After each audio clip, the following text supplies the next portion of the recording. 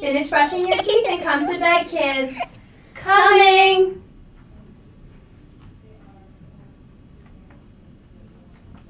Mom and Dad, please tell us the story of how you met again. Now, we can't tell you the story every night. Please, just one more time. Okay. Once upon a time, there was a girl. A beautiful girl. Who lived in the village with the townspeople. I live with my stepmother and your aunts, Anastasia and Gisela. Ugh, every time we go over there, they're never any fun. Now that's not nice, girls. You need to be nice to your aunts. But you know how sisters don't always get along? Well, that was the case for us. I guess you could say we were different types of people. Very different people. And they weren't always very nice either. Now that's not nice, honey. Stop it. Anyways, I often found myself cleaning the house and doing the chores while everyone else in the family seemed to care less about cleaning. They were always out having fun with their friends. Sometimes it made me sad, but I had hope that someday things would change. Now your dad, on the other hand, always had girls chasing after him. Everybody wanted to marry the prince. Now wait a minute, that's not quite how I remember it. I was just as lonely as you were. Sure you were. All day my father talked to me of nothing but carrying on the family name and taking the throne. I was to marry a wealthy woman who held a high place in society. Oh wow, what a hard life. You're under so much pressure, honey. It was hard to keep the ladies off me. Oh, how charming. Anyways, Grandma and Grandpa were holding a huge ball so your father could choose a wife. All the women in the town were dying to attend the event of the year. Even your aunts could not wait to get to the castle and share a dance with the prince. Yeah, dancing with them was definitely the highlight of my night. I'm sure it was. I was at home cooking dinner for my stepmother, dreaming of going to the ball. Suddenly, there was a knock on the kitchen door. This is my favorite part. Yeah, we all know you love your godmother. She certainly has a way of making things appear in a flash. Yeah, she always brings us toys and goodies. She is the best godmother, isn't she? She worked her magic on me and made me ready for the ball in a jiffy. She did my hair, my makeup, and brought me the most beautiful dress I've ever seen. I want to go to a ball. Yeah, I want to wear your dress someday to a ball. No, I want to wear your dress. Now, girls, your day will come and you will have the most beautiful dresses, I promise. Anyway, I was finishing getting ready when I looked out the window and saw a pumpkin in the driveway. I heard Godmother calling my name, and by the time I got outside, there was a horse-drawn carriage waiting to take me to the ball.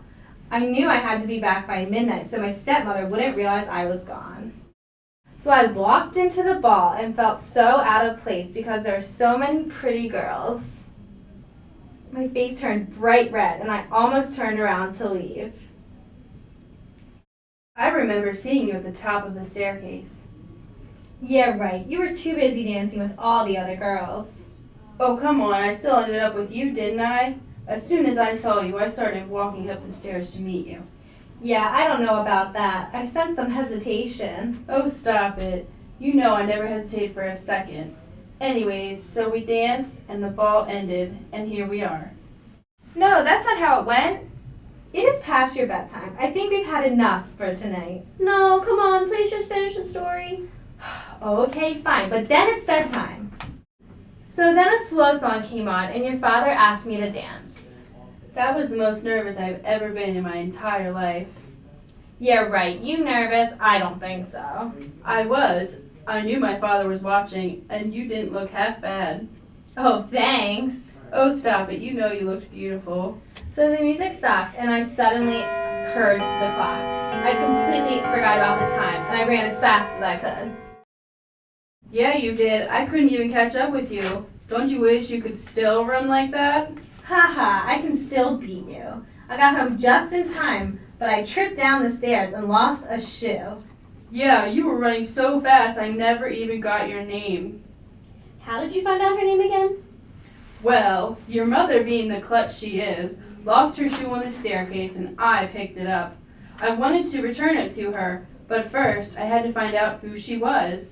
I had to admit to my dad that I was in love. He was ecstatic, and led a search throughout the town to find your mother. He went to every house on the guest list, and luckily Aunt Anastasia and Aunt Drizella were on the guest list for the ball, or I never would have found your mother. Who would have ever thought you would be thankful for those two being at the ball? Yeah, honestly. Anyway, so your mother had the other shoe, so I knew she was the one. If the shoe fits, wear it. Then I whisked your mother off to the castle. By whisked, he means he had a driver pick me up.